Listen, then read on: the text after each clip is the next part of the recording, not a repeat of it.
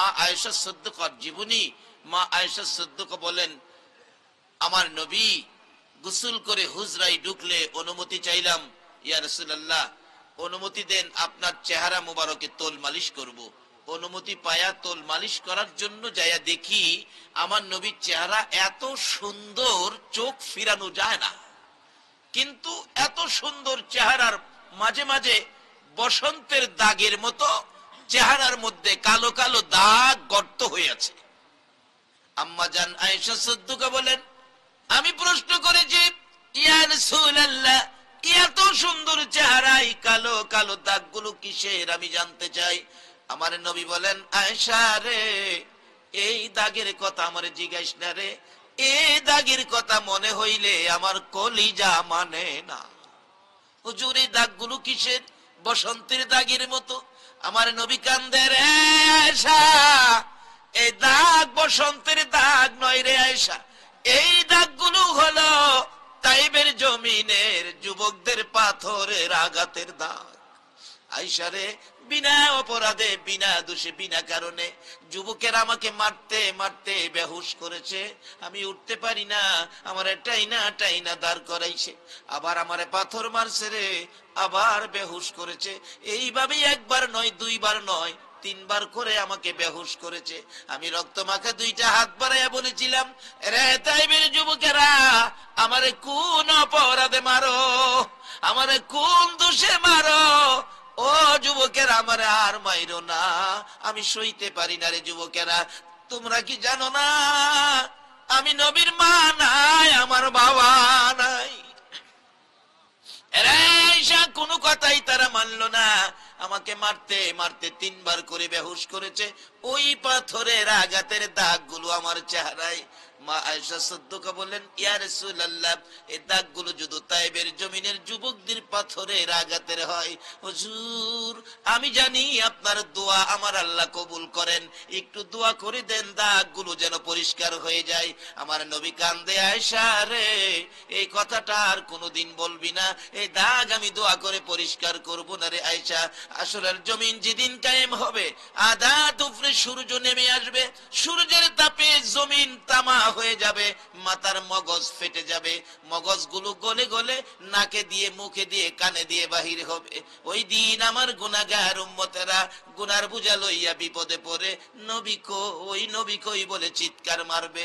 রে আয়েশা, ওই চিৎকার গুলো যখন আমার কানে লাগবে রে, আমি নবী সইতে পারবো না। ওই বিপদ মুহূর্তে আমি নবী এক একটা দাগের বিনিময় কোটি কোটি গুনাহগার উম্মতের নাজাতের দাবি করব। আমার আল্লাহ বলেন, বন্ধু গো, তাইবের জমিনের পাথরের আঘাতের দাগ উম্মতের নাজাতের জন্য রেখে দিলা। উম্মতের জন্য তোমার এত মায়া, আমি যে তোমারে কত ভালোবাসি গো বন্ধু।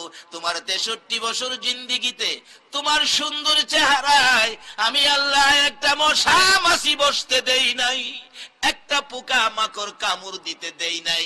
ওই চেহারার পাথরের আঘাতের দাগ উম্মতের জন্য রেখে দিলা। যাও বন্ধু, কথা দিলাম তোমার উম্মত যারা হবে, তোমাকে যারা ভালোবাসবে, তোমার পক্ষে যারা থাকবে, তোমার আদর্শের মালা যারা গলায় পড়বে, তোমার উম্মত হইলে আমি আল্লাহ কথা দিলাম তোমার উম্মতের মাফ করে দিব। বাবারে, যেই বয়সের যুবকেরা আমার নবীকে বিনা দোষে এইভাবে মারতো, আজকাল সেই বয়সের যুবক নবীর ভালোবাসায় রাত্র 12টার পরে বসে আছো। আমার মন বলে তোমাদের জন্য আমার নবী ফুলসিরাতের ঘাটে বসে থাকবে। বাবারা, আসুন সেই নবীর পক্ষে সময় দেই। কোরআন শরীফে আল্লাহ করেছে, হাদিস শরীফে রাসূল করেছে। কাজী আল্লাহকেও চিনতে হবে, রাসূলকেও চিনতে হবে। কোন আল্লাহ, কোন নবীর বিনিময় আমাদেরকে মা বাবার মাধ্যমে দুনিয়াতে দিয়েছে। বলুন, রাসূল যদি না হইতো এই দুনিয়ার সৃষ্টি কি হইতো? মক্কার মদিনায় ঝগড়া লাগছে। মক্কা কয়, মদিনারে তোর তো দাম নাই, আমি মক্কা কত দামি দেখছস? মক্কা মদিনারে কয়, আমি কত দামি দেখছস? মদিনা জিগাই, এত দাম তোর কি দিয়া? তুই টের পাস না আমার মধ্যে জমজম তোর মদিনাই নাই, সাফা মারওয়া মদিনাই নাই, মিনা মুজদালিফা আরাফা এমনকি খানায়ে কাবা আমার মক্কার জমিনে তোর মদিনাই তো নাই। মদিনা কো মক্কা, জমজম লইয়া সাফা মারওয়া মিনা মুজদালিফা আরাফা খানায় কাবা লইয়া বাহাদুরি করিস না। আমি মদিনার দিকে তাকিয়ে দেখ, এমন এক নবী আমার বুকে ঘুমাইছে, যেই নবীর সৃষ্টি না হইলে তোর খানায় কাবাটাও হইতো না। সেই নবীর কেমন নবী আমাদের চিনতে হবে, যার উসিলায় আল্লাহ পাক সব সৃষ্টি করেছেন। তাই বলছিলাম, এই নবীর ভালোবাসায় যেই চোখ জাগ্রত থাকবে, জাহান্নামের আগুন হারাম হবে। আর এই নবীর পক্ষে যারা জাগ্রত, তার বাজেট কি, সেটার পরেই আমি আমার বাকি আলোচনায় যাচ্ছি।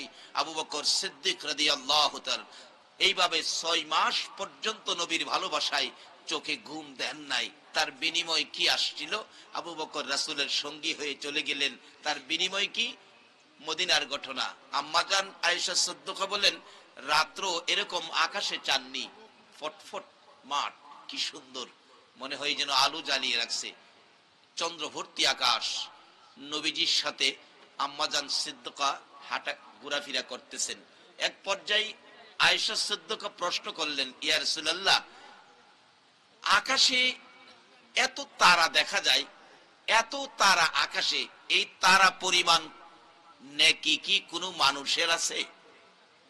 আচ্ছা, আকাশে কত তারা পৃথিবীর বিজ্ঞান কি গণনা করতে পারছে? ভবিষ্যতে পারবে? কিন্তু প্রশ্ন তো রাসূলের সাথে করলো। আচ্ছা, রাসূল কি আকাশের তারার খবর কি দিতে পারবে মনে করেন আপনারা? আসতে বলেন যে দুনিয়ার কেউ না পারলেও রাসূল দিতে। প্রশ্ন করলেন, আকাশের তারা পরিমাণ নেকি কোন মানুষের আছে কিনা?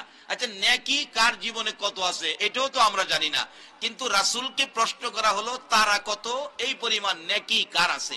নবীজি সঙ্গে সঙ্গে বলে ফেললেন, আয়েশা, আকাশের তারা পরিমাণ নেকি আছে হযরত ওমর ফারুক রাদিয়াল্লাহু তাআলা। আয়েশা, ওমরের নেকি হলো আকাশের তারা পরিমাণ। আম্মাজান আয়েশা সিদ্দিকা বলেন, ইয়া রাসূলুল্লাহ, ওমরের এত নেকি, আমি না ভাবছিলাম যে, কি ভাবছিলা? না হুজুর, আমি ভাবছিলাম যে, কি বলো না? আচ্ছা বলুন, কি ভাবতেছে? আমার নবীর কি জানতে বাকি আছে? ইয়া রাসূলুল্লাহ, আমি ভাবছিলাম যে আমার বাবা আবু বকরের নেকি নি এই পরিমাণ হয়। আমার নবী বলেন, রে আয়েশা শুনো, আকাশের তারা পরিমাণ নেকি হযরত উমরের, তোমার বাবা আবু বকরের নেকি কত হবে রে যাই না রাখো। হুজুর বলেন, আমি শুনবো। রে আয়েশা শুনো, আকাশের তারা পরিমাণ নেকি হযরত উমরের। এইভাবে যদি সমস্ত পৃথিবীর উম্মতের নেকি আকাশের তারা পরিমাণ হয়, তোমার বাবা আবু বকরের এক রাত্রের নেকি যদি আরেক পাল্লায় তুলে দেওয়া হয়, তোমার বাবা এক রাত্রের নেকির সাথে সমস্ত পৃথিবীর উম্মতের নেকি ওজনে কুলাবে না। আম্মা জান আয়েশা সিদ্দিকা বলেন, ইয়া রাসূলুল্লাহ, এই রাত্রগুলো কোনটা আমি জানতে চাই। আমার নবী দুইটা চোখের পানি গাল বেয়ে বেয়ে ছেড়ে দিলেন, আয়েশা রে, যেদিন আমি মায়ের দেশ বাবার দেশ রে, মায়ের দেশ বাবার দেশ ছেড়ে যেদিন মক্কা থেকে হিজরত করে মদিনায় যাব, তোর বাবাকে বলেছিলাম সঙ্গী হবে আবু বকর। ওই দিন থেকে আবু বকর 6 মাস পর্যন্ত আমার অপেক্ষায় আরামের বিছনায় পিঠ লাগায় না, ঘুমায় না, সারা রাত দাঁড়ায় দাঁড়ায় আমি নবীর ভালোবাসায় অপেক্ষা করেছিল। ওই নবীর ভালোবাসার জাগ্রত রাত্রগুলোর বিনিময় আমার আল্লাহ এই পরিমাণ নেকি তোমার বাবাকে দান করে দিয়েছে।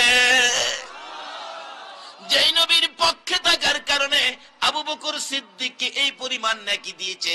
আমি জানতে চাই, আজকে যারা আপনারা নবীর ভালোবাসায় এই মাহফিলে বসে আছেন, আল্লাহ কি আমাদের ভাগ্যে এই নেকি দিতে পারে না? পারে? পারে? সকলে বলুন আমিন।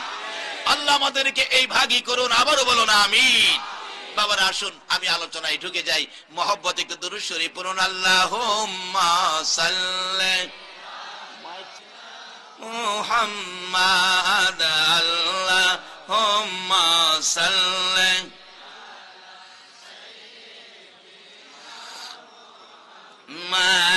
মাদানাবি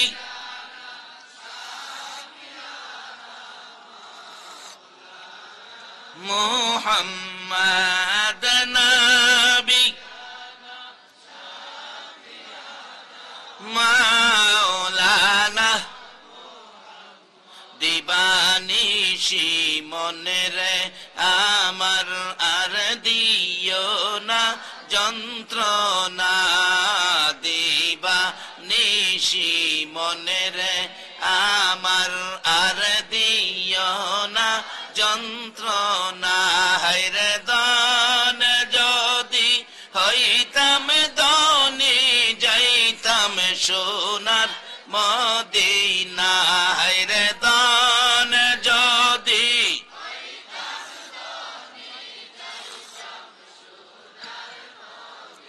না আল্লাহুম্মা সাল্লি আলা সাইয়্যিদিনা মুহাম্মাদ আল্লাহুম্মা সাল্লি সাইয়্যিদিনা মুহাম্মাদ নবী মাওলানা মুহাম্মাদ নবিয়ানা। আমার ভালোবাসায় রাসূল খুশি কিনা তোমরা প্রমাণ করে দিও। কিভাবে? আমার মৃত্যু হলে আমাকে গোসল দিয়ে কাফন পরাইয়া জানাজা শেষে নবীজির রওজা পাকের পাশে আমার লাশটা রেখে একজনের নবীকে জিজ্ঞেস করো আমার লাশটা কোথায় দাফন হবে। নবী রওজা পাকের ভিতর থেকে যেখানের কথা বলে সেখানে আমাকে দাফন করো। বলুন এখনো নবী রওজার ভিতর থেকে কথা বলতে পারে কিনা? আসতে বললেন যে। ঠিক এইভাবে আবু বকরের মৃত্যুর পর ওসিয়ত মতো কাফন পরাইয়া জানাজা শেষে নবীজি রওজার পাশে রেখে হযরত আলী রাদিয়াল্লাহু তাআলা ডাকতেছে, ইয়া রাসূলুল্লাহ আপনার আবু বকর আপনার পায়ের নিচে হাজির, বলুন কোথায় দাফন করব। জবাব নাই। আবার ডাক দিলেন, হুজুর আপনার হিজরতের সাথী, গুহার সাথী, রাতের সাথী, দিনের সাথী আপনার গোলাম আবু বকর আপনার পায়ের নিচে, বলুন কোথায় দাফন করব। কোনো জবাব নাই। তিনবারের মাথায় হযরত আলী রাদিয়াল্লাহু তাআলা চোখের পানিগুলো ছেড়ে ছেড়ে কান্দে, আল্লাহর নবী গো আবু বকরের বেলায় যদি কথা না বলেন আমি আলীর বেলায় জানি কি হয়। হাজার হাজার সাহাবীরা নবীর রওজা পাকের চারপাশে দাঁড়িয়ে আছে। এমনি সময় দেখে নবীজির রওজা মুবারক থরথর করে কাঁপতেছে। সাহাবীরা এক নজরে তাকিয়ে আছে, কান পাতিয়া শুনতেছে ব্যাপারটা কি। আমার নবী রওজা পাকের ভিতর থেকে ডাকতেছে, আলী রে আলী, আলী পাগলামি করিস না, কই রে আমার আবু বকর, দে দে আমার আবু বকরকে আমার পাশে দাফন করে দে। মদিনায় যাইয়া দেখুন নবীর ভালোবাসার বিনিময় আবু বকর নবীর পাশের জান্নাতের বিছানায় ঘুমাইছে। বাবার আসুন সেই পটটানি আমরা নিতে পারি। রাত্র যখন জাগ্রত আছি, যে চোখের জন্য জাহান্নামের আগুন হারাম, এই ভাগ্য যখন আমাদের নসিব হয়ে গেছে, আসুন আমরা এই রাস্তাটা খুঁজে নেই। রাস্তাটা খুঁজে নিতে গেলে ভালোবাসতে হবে নবীকে, মানতে হবে নবীর কথা।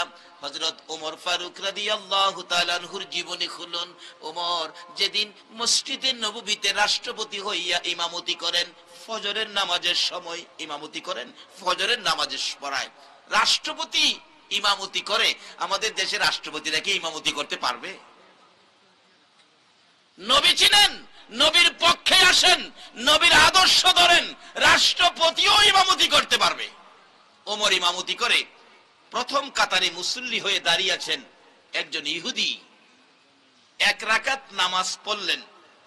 নবীর উম্মতের মধ্যে নামাজ পড়তে হয় কিনা বলুন? নবীর আদর্শের মধ্যে নামাজ আছে কিনা? আবু বকর কি নামাজ পড়তেন? ওমর এক রাকাত নামাজ ফজরের জামাত শেষ করে দ্বিতীয় রাকাতে দাঁড়ানোর সাথে সাথে কলিজাটার মধ্যে ছুরি ঢুকিয়ে দিছে। ওমর কাত হয়ে বিছানার মধ্যে পড়ে গেল। রক্ত ঝরতে ঝরতে মসজিদের নববী লাল লাল হয়ে গেছে। মুসল্লিরা চিৎকার মারলেন, কার রক্ত রে মসজিদের নববী লাল করে দিলি? ওমরের ছেলে আব্দুল্লাহ মিম্বরে দাঁড়াইয়া ডাকতেছেন, দরজা বন্ধ করেন, বিচার করা হবে, প্রতিশোধ নেওয়া হবে। আমার বাবাকে ছুরির আঘাত করেছে, ওমরকে দুনিয়ার থেকে বিদায় করে দেওয়ার জন্য আঘাত করেছে। ওমর বেহুশ হয়ে গেলেন। কথা কয় না। আলী হযরতে ওমর ফারুক রাদিয়াল্লাহু তাআলা আনহুর মাথার পাশে বসে আছে। একটু পরে চোখ দুইটা খুললে হযরতে আলী ডাকতেছে, ভাই ওমর, তোমার এমন এখন কেমন লাগে বলো আমার কাছে, আমি তোমার ভাই আলী পাশে আছি।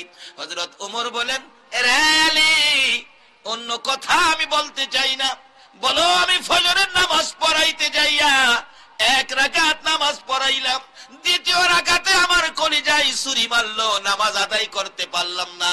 আলী রে বল, ফজরের নামাজের সময় আসেনি, বাকি রাকাত আমি আদায় করতে পারবো নি। এই ছিল নবীর উম্মতের আদর্শ। আজকে এই আদর্শ থেকে মুসলমান দূরে যাওয়ার কারণেই বিশ্বজুড়ে মুসলমানদের উপর বিপদ। বাবারা, এই বিপদ থেকে বাঁচার জন্য রাস্তা আছে, সেই রাস্তাটা খুঁজে বের করব, আল্লাহ যদি তৌফিক দেয়। আপনারা কি থাকবেন না আবার যাইবেন গা? আচ্ছা, কে কে যাইবেন গা একটু হাত তুলে দেখান। একজন হাত তুলছে,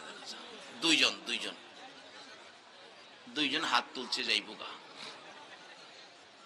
আসলে বেশি রাত্রে ওয়াজ করলে এমন বেজার লাগেই, কারণ এই রাত্রে তো ঘুমে আইসা কিছু চাপে।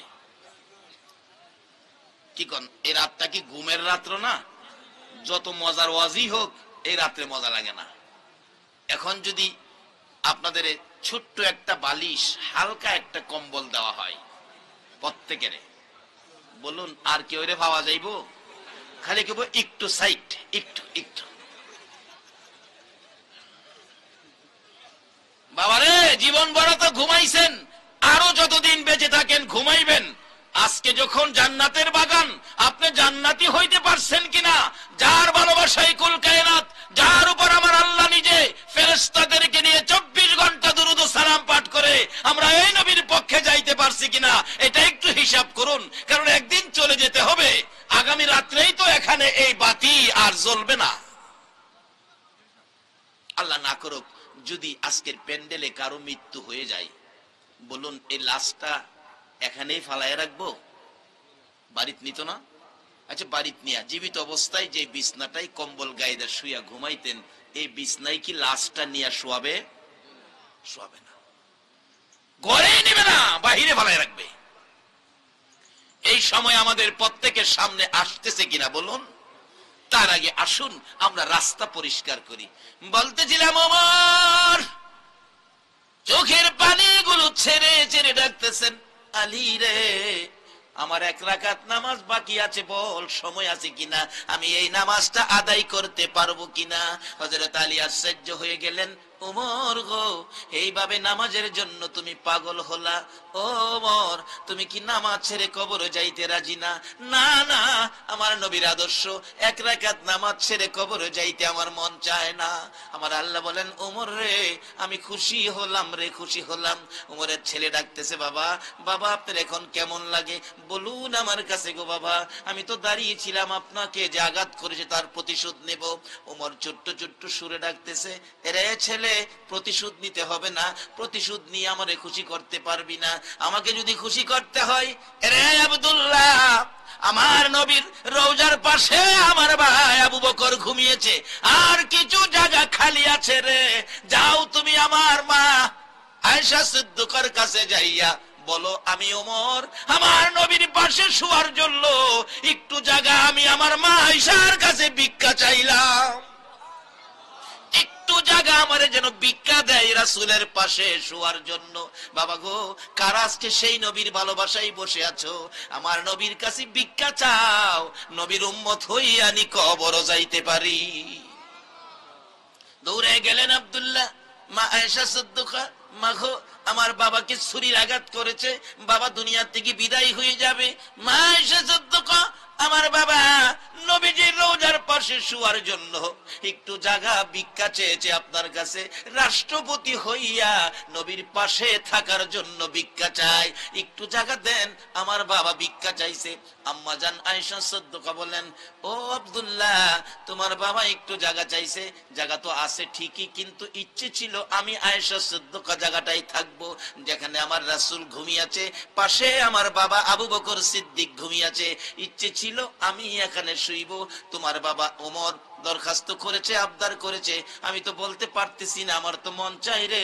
উমর যখন ভিক্ষা চাইছে রাসূলের পাশে জায়গাটা দেওয়ার জন্য, তুমি একটু পরে আসো। চলে গেলেন আব্দুল্লাহ। মা আয়েশা সিদ্দিকা নবীজির রওজার পাশে যাইয়া ডাকতেছে, ইয়া রাসূলুল্লাহ, উমর এই জায়গাটার মধ্যে শোয়ার জন্য আমার কাছে ভিক্ষা চাইছে। নবী গো, ইচ্ছে ছিল আমি আপনার পাশে শুইব, আপনি বলে দেন আমি শুইব না আপনার উমর শুইব। আমার নবী রওজার ভিতর থেকে ডাকে, রে আয়েশা, অনুমতি দে রে, আমার উমর আমার পাশে থাকবো। মদিনায় যাইয়া দেখেন একদিকে আবু বকর আর একদিকে ওমর আমার নবীর পাশের জান্নাত বিছানায় শুয়েছে। আমি জানতে চাই, ওমর আবু বকর যেই কালিমা পড়েছে আমরা ঠিক সেই কালিমা পড়েছি, ওমর আবু বকর যেই নবীর উম্মত আমরা ঠিক সেই নবীর উম্মত। তারা যদি এত বরকতের বাগী হতে পারে, আমরা কেন হতে পারবো না? আসুন রাস্তাটা খুঁজে বের করি, কোন রাস্তায় গেলে আমরা, কারণ উম্মত যারা আমরা আখিরি নবীর, আল্লাহ তো ইজ্জত দিয়েছে আখিরি নবীর উম্মতের, যারা আপনারা আখিরি নবীর উম্মত। আল্লাহু আকবার বলুন। কোরআন শরীফে ঘোষণা দিয়েছে, কুনতুম খায়রা উম্মাতিন উখরিজাত লিন-নাস। তাই আমরা শ্রেষ্ঠ জাতি, আমাদের ইজ্জত সম্মান সব দিকে শ্রেষ্ঠ। আল্লাহ নিজেই বলেছেন, বন্ধু তোমার একজন উম্মত পৃথিবীতে থাকতে এই পৃথিবীটা ধ্বংস হবে না। তোমার একজন উম্মত হাসরের ময়দানে থাকতে আমি আল্লাহর বেহেশতের দরজাগুলি বন্ধ হবে না।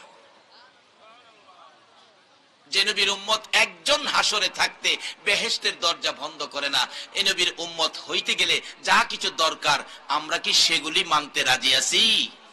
তাহলে আসুন, কোরআন শরীফে আমার আল্লাহ নিজে ওয়াজ করেছেন, কোরআন শরীফে আল্লাহ ওয়াজ করেছেন, হাদিস শরীফে রাসূল ওয়াজ করেছেন। আমরা আল্লাহর কথাগুলিও মানতে হবে, কেননা আমরা যেই জমিনে থাকি, বলুন তো এই জমিনটা কার? সবাই বলুন। নাকি কারো কোনো আপত্তি আছে? এই জমিনটা যে আল্লাহর, এই ব্যাপারে কারো কোনো আপত্তি আছে? আপত্তি থাকলে লন আমরা একটা গান শুনি। জীবন ভরা তো ওয়াজ শুনছেন, একটা গান শুনেন। আগেকার দিনে মুরব্বী বাবারা আব্দুল আলিমের গান শুনতেন। কি গান! গানের মধ্যে নসিহত ছিল, উপদেশ ছিল। কি গান গাইতো আব্দুল আলিম? পরের জায়গা পর জমিন ঘর বানায়া আমি রই, আমি তো সেই ঘরের মালিক নয়। একটা গানের মধ্যে কি সুন্দর নসিহত! আর এখন কোন যুগে বললাম, বাচ্চা বাচ্চা পোলাপান গান গায়, তোমায় দেখলে মনে হয় 1000 বছর তোমার সাথে ছিল পরিচয়। নাউজুবিল্লাহ কোন, আবার কোন নাউজুবিল্লাহ। 7 বছরের ফুলা গান গায়, 1000 বছর বলে হের কোন বাপের লগে পরিচয়। আর পরিচয় যদি থাকতে হয়, পরিচয় যদি রাখতে হয়, পরিচয় যদি করতে হয়, তাহলে পরিচয় করো নবী মুহাম্মদুর রাসূলুল্লাহর সাথে। থাকলে কি হবে? একটু লম্বা হয়ে যাইতেছে, আপনাদের কষ্ট হবে না তো? ওমরের জীবনী। ওমর যখন রাষ্ট্রপতি, ওমরের ছেলে আব্দুল্লাহ আর ইমাম হুসাইন রাদিয়াল্লাহু তাআলা দুইজন এক পর্যায়ে খেলার মাঠে, হুসাইন তো কোনো এক পর্যায়ে ওমরের ছেলে, রাষ্ট্রপতির ছেলেরে গালি দিয়া বইছে, গোলামের বাচ্চা গোলাম। ওমরের ছেলে হুসাইন, কারে কইছেন? আমারে। হ, আমি তো রাষ্ট্রপতির ছেলে, টের পাইছেন না কারে কইছেন? খবর লো আমু, রাষ্ট্রপতির ছেলে আর আপনি গোলামের বাচ্চা গোলাম কইছেন। আমার বাবা বড় গোলাম, আমি বাচ্চা গোলাম। দাঁড়ান যাইতেছি, বিচারটা দিমু। আমার বাবা বাঘের বিচার করে, যায় ডাকতেছে, বাবা বাবা আপনি না উমর? হ। রাষ্ট্রপতি? হ। বাঘের বিচার করতে পারেন? হ। হুসাইন আমারে কয় গোলামের বাচ্চা গোলাম, আপনি বলে বড় গোলাম, আমি বলে বাচ্চা গোলাম। এই বিচারটা আপনার করতে হবে। ওমর দুইটা চোখের পানি ছেড়ে দিছে। বাবারে, ভাগ ভাল্লুকের বিচার করা সহজ, কিন্তু যার বিরুদ্ধে বিচার দিছো এ হুসাইনের বিচার করাও তো সহজ না।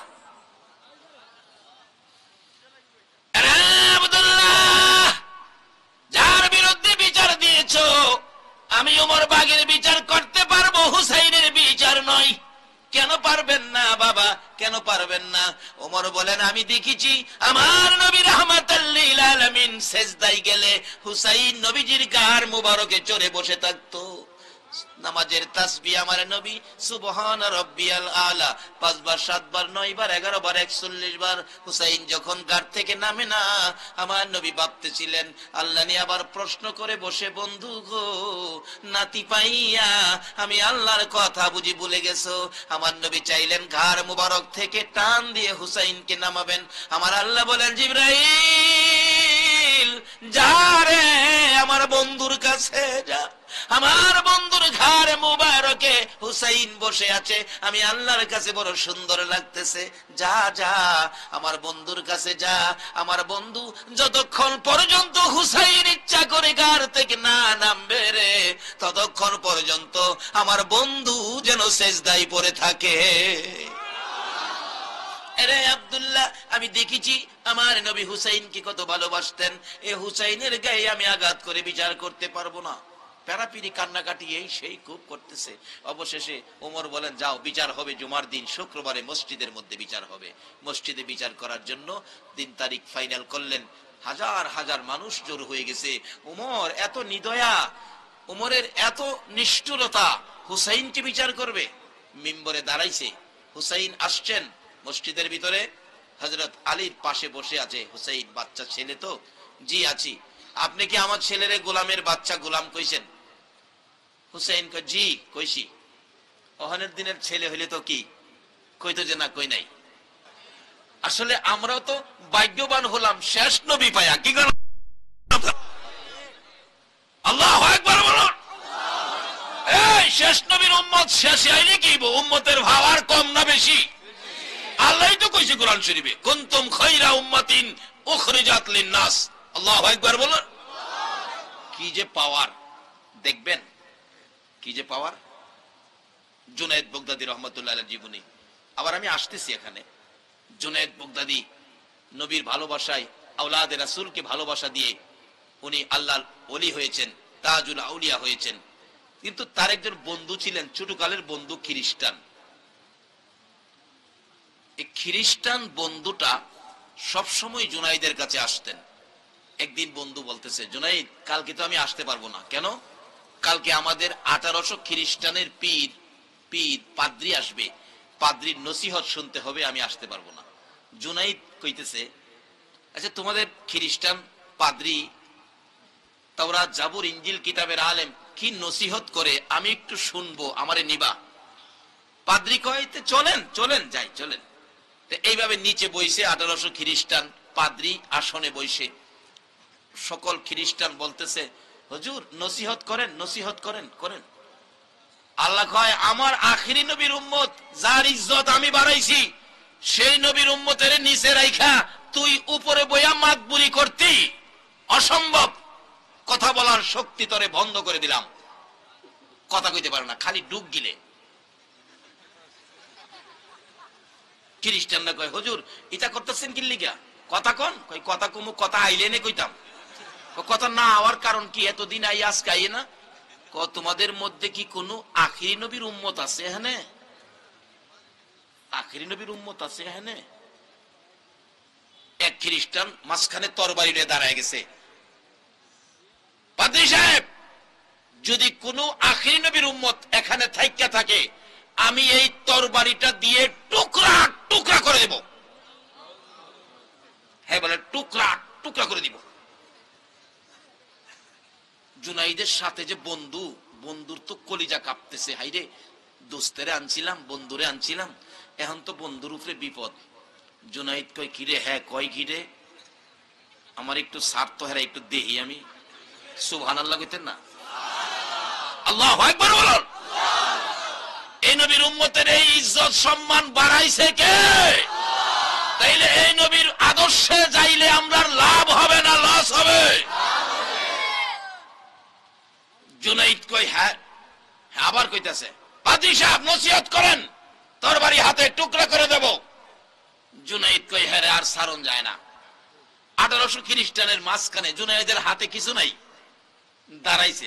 ইরাকের বাদশার পালিত পালোয়ান ছিল তো, বেটাও তো এই বেটা ওই দাঁড়ায় সেইটা কয় আঙ্গুল ইশারা করে, কি কইছস? কি কইছস? আঙ্গুলের অবস্থা দেখে, চোখ দেখে এর কাপড় খুইলা যাইতেছে গা, তরবারিটা হাত থেকে পড়ে গেছে, মাথা নিচু করে বসে গেছে। সঙ্গের হেরা কই, তুই না বলি টুকরা কইরা লাইবি, তুই নিজেই বয়ে গেছস, কথা কইস না, আমার কাপড় নষ্ট হয়ে গেছে গা। কি বেটা জুনাইদ, হায় হায়, পালোয়ান, ইরাকের বাদশার পালিত পালোয়ান, নবীর ভালোবাসায় আওলাদে রাসূলকে ভালোবাসা দিয়ে তাজুল আউলিয়া হয়ে গেছে। নবী তাকে মাথার তাজ পরাইয়া দিয়েছিলেন। এই কি কইছস, কও আমি জুনাইদ আখিরি নবীর উম্মত, আন্তর তরবারি কি করবি, আয় আয় আমার কাছে আয়। যারা নবীকে চিনছে তারা আল্লাহ ছাড়া আর কাউকে ভয় করে না। জুনাইদকে তোর থামাইতেই পারে না, 1800 খ্রিস্টান, কথা কইবার সাহস নাই। যেই বেটা রাগ হইছে 1800 তো টিপ্পা মাইরা লাইব, যে বাপ দেখা যা। পাদ্রী রাখতেছে, জুনাইদ থামেন থামেন, এই শোনো, আজকের নসিহত তোমাদের সাথে না, জুনাইদের সাথে হবে। জুনাইদ জি, আপনার সাথে নসিহত। কি নসিহত বলেন? এই পাদ্রী, কি কি কন? পাদ্রী দেহে ফাইজুমা গরম, যেভাবে চোখ লাল করতেছে, আমার নিয়ে আবার ধৈরাবো। 1800 খ্রিস্টানের সাথে একজন আখিরি নবীর উম্মত লড়ার ক্ষমতা, সাহস আছে কিনা বলুন? এই সাহস কখন থাকবে? যখন আপনার পক্ষে থাকবে লা ইলাহা ইল্লাল্লাহ মুহাম্মাদুর রাসূলুল্লাহ, তখন আপনার এই সাহস হবে, এর আগে না। ওখানে বিদুর্মীরা আমরারে মারেও, তার কারণ হলো আমরা সুদ খাই, আমরা ঘুষ খাই, নামাজ পড়ি না, মা বাবারে বাদ দেই না, মানুষের সাথে ভালো ব্যবহার করি না, মনে যা চা তাই করি, নবীর আদর্শকে আমরা ঘরে রাখি না। জুনাইদ কইতেছে, কি বলেন, কি নসিহত? আচ্ছা জুনাইদ, দুইটা প্রশ্ন করব আপনাকে, জবাব দিবেন, করেন। কি প্রশ্ন? আচ্ছা, আল্লাহর বেহেশতের মধ্যে নাকি একটা ফলের গাছ সমস্ত বেহেশতীদেরকে ফল দিবে, এক গাছে এত বড় বেহেশতে ফল কিভাবে দিবে, এটা আমার বুঝে আসে না। জুনাইদ কই, শুনলাম, আর কি কন? এ গাছের ফল নাকি সকালে খাবে যে মজা, বিকালে খাবে ডবল মজা। এটা কেমনে? একটা জিনিস তো একবার কয়েকবার খাইলে মজা থাকে না, এটার মজা নাকি কমবে না, খালি বাড়বে। এই প্রশ্ন বলে, হ্যাঁ শোনেন পাদ্রী, শোনেন, আপনি কি এই প্রশ্নের জবাব জানেন না? কই, জানলে আপনারে জিগাইছি। তাইলে আমি জানামু, আপনি জানবেন, আমি শিক্ষা দিমু, আপনি শিখবেন। হ্যাঁ, তাইলে আপনি হবেন ছাত্র, আমি জুনাইদ হব শিক্ষক। শিক্ষক নিচে দাঁড়ায়া থাকবে, ছাত্র উপরে চেয়ারে বসে থাকবে। এই শিক্ষা আখিরি নবীর উম্মতের আদর্শের মধ্যে নাই। বলুন, পৃথিবীতে আখিরি নবীর উম্মতের আদর্শের মতো আদর্শ আর কি কারো কাছে আছে? আজকে কেন আমাদের মধ্যে খাসরামি ঢুকলো?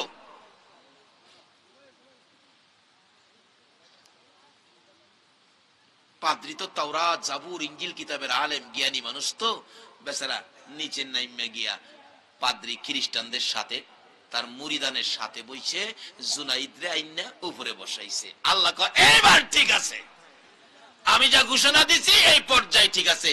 আখিরি নবীর উম্মতের মর্যাদা আমি দিয়েছি, মর্যাদার আসনে আবার তোমারে বসায় দিছি।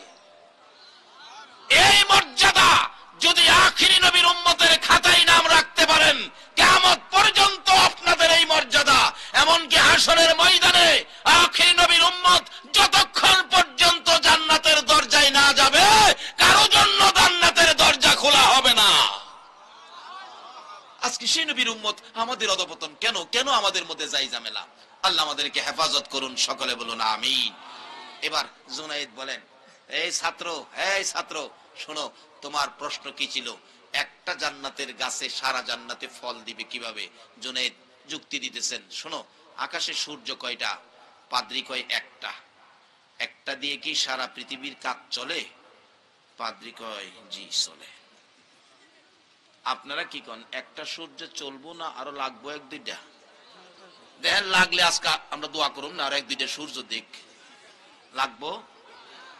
লাগলইলে পুষ মাঘ মাস, কি কন? ওখানে যে মাস সামনে আইতেছে, একটাই তো বাপ ডাহুল লাগে,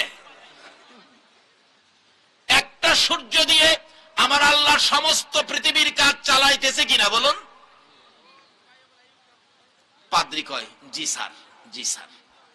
তাইলে এক সূর্য দিয়ে যদি আল্লাহ দুনিয়া চালাইতে পারে, বেহেশতের মধ্যে এক গাছ দিয়ে সবাইরে চালাইতে পারবে না? পাদ্রী কয় যুক্তিসঙ্গত কথা, কথা তো রাইট। তাইলে মজাটা ফলের মজা বলে, খাইলে খালি বাড়বে কমবে না। এটার কারণ জুনাইদ বলেন, পাদ্রী, নবী আমাদের জন্য নামাজ দিয়ে গেছেন, উত্তম ইবাদত নামাজ। কি উত্তম ইবাদত? নামাজ। আমরা নামাজ শুরু করে প্রত্যেক রাকাতে আমরা কোন সূরাটা পড়ি বলুন তো? সূরা ফাতিহা, যেটা হলো আলহামদুলিল্লাহ। জবাব দিবেন আপনি জুনাইদকে নিচে নামায় দিবেন। আল্লাহ কয় না, আখিরি নবীর উম্মতের ইজ্জত দিছি আমি, এটা কেউ নিতে পারবে না। পরামর্শ দিবেন। পাদ্রী কয়, জুনাইদ আমাকে একটা প্রশ্ন করেন, আমি জবাব দিয়ে আপনাকে নিচে নামায় দিব। জুনাইদ কয়, তাই নাকি? হ্যাঁ। তাহলে প্রশ্নটা হলো, দুইটা প্রশ্ন আপনি জান্নাত থেকে করছেন, তাহলে বোঝা গেল জান্নাতের সাথে আপনার পরিচয়টা বেশি। বলুন তো দেখি। জুনাইদ ডাকতেছে, পাদ্রী সাহেব বলুন তো দেখি, জান্নাতের দরজা জানালার চৌকাটে গেটের মধ্যে সমস্ত জান্নাতটা সাজানো হয়েছে নিশান দিয়ে, এগুলি কার নামের নিশান দিয়ে জান্নাত সাজানো হয়েছে? একটু একটু বলুন তো দেখি। পাদ্রী খালি চোখ ঘোরায়। আচ্ছা হ্যাঁ, কই দেখবো কন্ত? যা দেখে প্যান্ডেলের বাতি গুলি, এর বাইরে তোর দেখে না। জুনাইদ জিগায়, কি ব্যাপার? খ্রিস্টানরা কয়েলান না, কয়েলান না। পাদ্রী কয়েলাম তোর বাপের ঘরের কথা, আমি কয়েলাইতাম? আমি দেখলে এনে কইতাম। জুনাইদ দেখি না তো। দেখবেন? দেখলে ভালো হইতো। জুনাইদ ডাক দিছে, প্রভু প্রভু গো, ও প্রভু, পাদ্রীকে জান্নাত পর্যন্ত দেখার শক্তি দাও। বলুন আল্লাহওয়ালাদের ডাক আমার আল্লাহ শুনে কিনা? সঙ্গে সঙ্গে পাদ্রীর চোখের পর্দা খুলে গেল, জান্নাত পর্যন্ত দেখার সুযোগ চোখের মধ্যে এসে গেল। খালি চায়ের এসে বড় বড় চোখ করে দেখতেছে জান্নাতের দরজার চৌকাটে, জানালার চৌকাটে জান্নাতের গেট সাজানো হয়েছে, যেই পতাকা দিয়ে সবগুলোর মধ্যে লেখা আছে রে মুহাম্মাদুর রাসূল। পাদ্রী বলেন, জুনাইদ দেখেছি সব জায়গায় মুহাম্মাদুর রাসূলুল্লাহ লেখা, আখিরি নবীর নাম লেখা রে জুনাইদ। সকল খ্রিস্টানরা বলেন, পাদ্রী হ্যাঁ, আখিরি নবীর নাম যদি আপনার মুখ থেকে শুনি জান্নাতের সব জায়গায় লেখা, তাহলে আর আপনার কথা মানতে রাজি না। রে জুনাইদ, আখিরি নবীর পক্ষ থেকে তোমার হাত বাড়িয়ে দাও। আমরা জুনাইদের হাত ধরে কালিমা পড়ে 1800 খ্রিস্টান মুসলমান হইয়া গেলাম।